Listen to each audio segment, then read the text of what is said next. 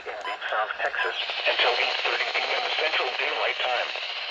At 7:39 p.m. Central Daylight Time, a severe thunderstorm was located 7 miles east of Presa, Oregon, 14 miles southeast of Laredo, moving southwest at 20 miles per hour.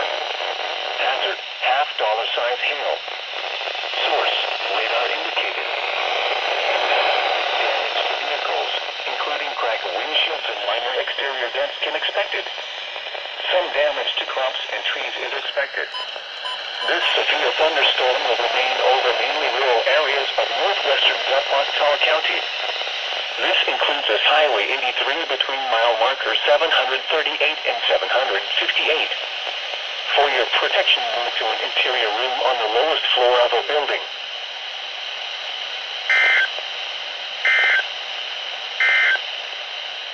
The National Weather Service in Brownsville has issued a severe thunderstorm warning for northwestern Zapata County in deep South Texas until 8:30.